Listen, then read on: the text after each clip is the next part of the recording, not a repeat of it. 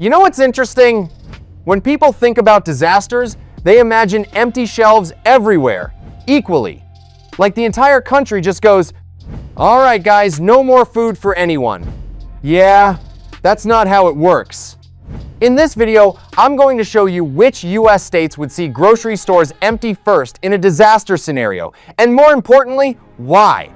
Because it's not random, it's not luck, it's logistics. And once you understand the pattern, you'll realize something slightly uncomfortable. Some places don't run out of food, they run out of time. Let's start with reality. Grocery stores don't actually store much food. Most major stores operate on something called just-in-time supply chains, which is a fancy way of saying, don't keep extra inventory because trucks are always coming. Until one day, they don't. And we've already seen what happens when that system gets stressed. During the COVID disruptions, supply chain failures didn't just reduce availability. They amplified shortages quickly because large distributors dominate the flow of goods.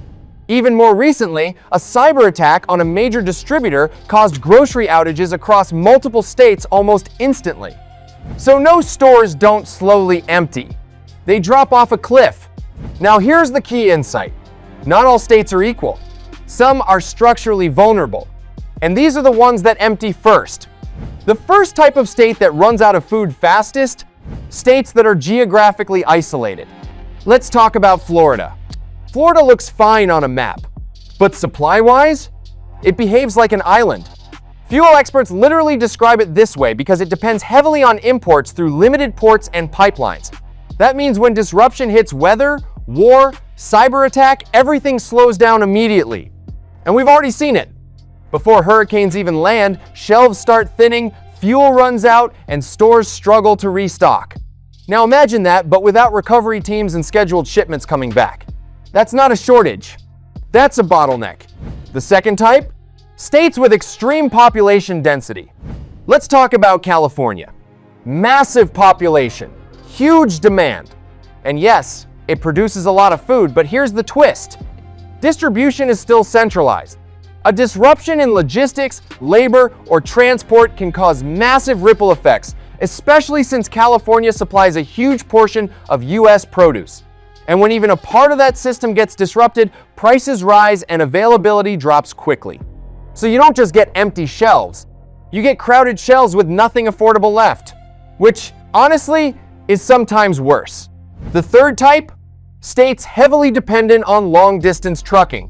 Think Nevada, think Arizona, think parts of the Midwest. These places don't produce enough locally.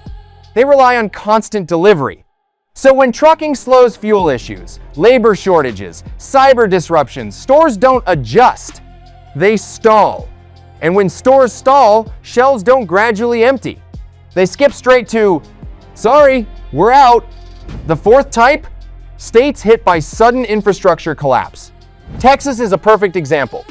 During the 2021 power crisis, millions lost electricity, and within days, grocery stores couldn't keep up with demand because logistics and storage systems failed at the same time.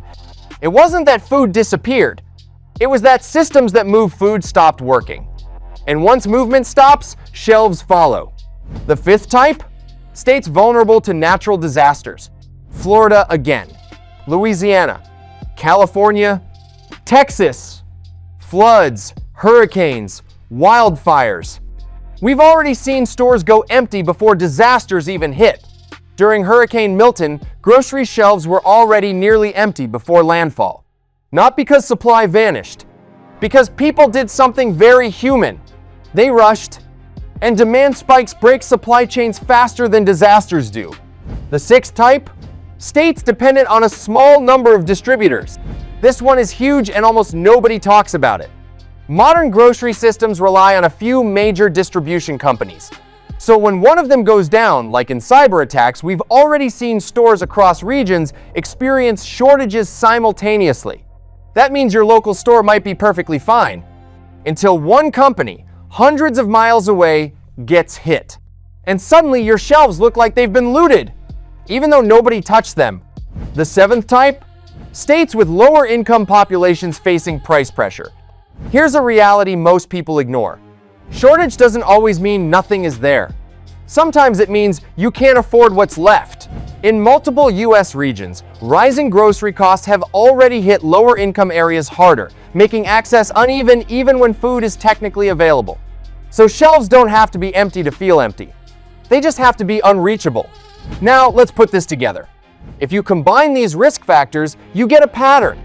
States most likely to see shelves empty first include Florida, California, Texas, Louisiana, Nevada, Arizona, New York, high population density, Alaska, extreme logistics dependency, Hawaii, true island supply chain, Mississippi, economic plus infrastructure vulnerabilities, not because they're bad states, but because they sit at the intersection of high demand, fragile logistics, limited redundancy.